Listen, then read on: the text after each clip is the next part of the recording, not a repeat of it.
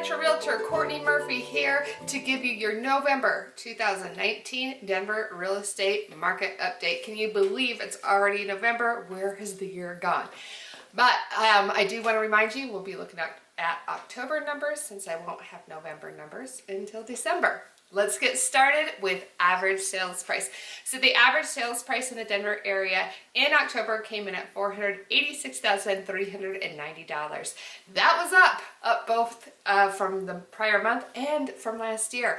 Up 1.22% from that'd be September, and up 3.54% year over year. I have to say it's pretty common to see a little bit of a bump in the month of October. It seems like, you know, we start having our seasonal drops in June and July, a little bit of drop each month. Seen in the prior years that October tends to have a little bit of a month over month bump, and seems to be the case this year as well. I do want to break that down just a bit because that number I gave you included detached single-family homes and attached homes, which is condos and townhomes. So let's break it down. Detached homes, the average sales price came in at $535,483, and the price for attached homes, again that's townhomes and condos, came in at $365,665. Moving on to sold homes, 4,654 homes sold in the month of October. Now that was down 6.4% from September, which makes sense. Typically less people buying as we're heading into the winter months, but it was up 1.62% over October of 2018. So we're seeing a little bit more sales, ever so slightly, than we did last year at this time. Let's talk about inventory. So in Denver, we ended October with 8,557 homes on the market. That was down 7.85% from September. So we have a little bit less inventory at the end of October than we had at the end of September. And it was up just 0.21% from October of 2018. So nearly almost the same amount of homes on the market as we had in October of 2018. Kind of a big deal, and here's why. We have seen an increase in inventory in 2019 over 2018. If you've been watching my videos or you've been just paying attention, you know we've had that increase in inventory. In fact, in the spring, I was reporting numbers like 45% more inventory than we had in 2018. And that number's been dwindling down.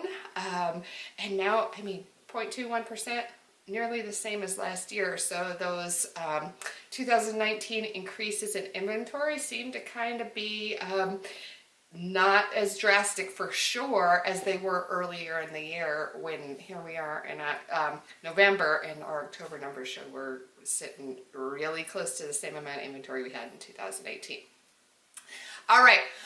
Let's move on to days on the market. Days on the market currently sits at 33 days. That's exactly the same place it was sitting in September, but it is 10% higher than it was last year at this time. So homes are taking a little bit longer to sell, but 33 days, still historically low average days on the market. So we are still, like I've said in past videos, we're not in that same seller's market frenzy that we've seen over the last few years, but we're still in a strong seller's market. Let's see, that we're at under 2 months inventory, just under 2 months of inventory in a seller's market is anything under 5 months worth of inventory on the market. So still a strong seller's market. Buyers, you have seen a little bit of relief, but yeah, sellers are still holding the cards.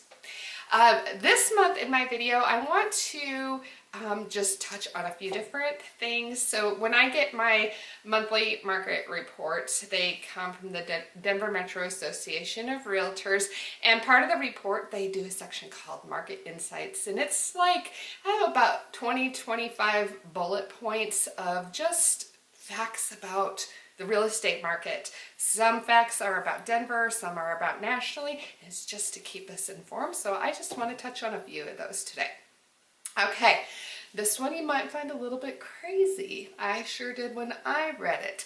But it said that few factors in a real estate market, including low mortgage rates, increased wages, low inflation, and our slower appreciation, has made our current housing market the most affordable that it has been since 1991. Now, like I said, you might find that crazy. The Denver Metro Association of Realtors in their report didn't say where this information came from, what was their source, but interesting, something to ponder. I'm sure some of you are thinking, yeah, I don't feel like Denver's homes are the most affordable. They have been since 1991, but apparently when comparing mortgage rates, higher wages, low inflation, and the slower appreciation, that's where we're sitting right now. I imagine this may be taken into consider nationally, so maybe Denver is not taken all by itself, is not the most affordable since 1991, but thought I would share that with you. Next thing I wanted to touch on, and this is great news, nationally, the third quarter of 2019, we had the lowest foreclosure rate in the country since second quarter of 2005. So that's really great. In the United States, we are having very low foreclosure rates right now. So that, I mean, that's good news. We're always trying to kind of get an idea of where's our real estate market going? How are things looking for the future? Now, obviously nobody has a crystal ball, but these last couple of market insights, these bullet points, look good for our real estate market right now. Okay. The next market insight that they mentioned that I just want to touch on really quick is iBuyers. What's an iBuyer? So are you familiar with Opendoor or Zillow? That they are offering to home sellers to buy their homes from them. So now there is this service where you don't have to put your house on the market. They will just buy your house outright. Makes it really simple, right? Well, they're getting a good job of getting their word out there, and there are plenty of sellers who have taken advantage of this service. But one of the things that the Denver Metro Association of Realtors pointed out that that it costs more than probably a lot of sellers realize. Typically, sellers using these services are walking away making 10 to 20% less than they would listing their home and putting it on the market. And I've had this experience myself. I know that I had someone who listed their home with me, and after the home sold and we closed, they said that they after all fees and everything considered, they had gotten a quote from Opendoor. Sorry, I should say that ahead of time. They had gotten a quote from Opendoor before they listed with me.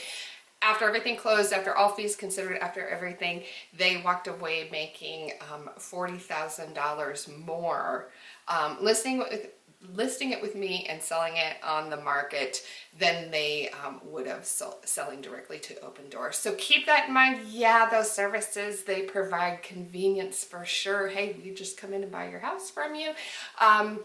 But are you willing to potentially make 10 to 20% less, and we're talking tens of thousands of dollars? Is it that convenience worth it to you? That's something you need to ask yourself if that's a route that you're looking for. All right, well, that's all I have for you today. Be sure to subscribe to my YouTube channel so you don't miss out on any of my monthly market updates. And thanks for joining me today. Have a wonderful Thanksgiving, and we'll see you soon.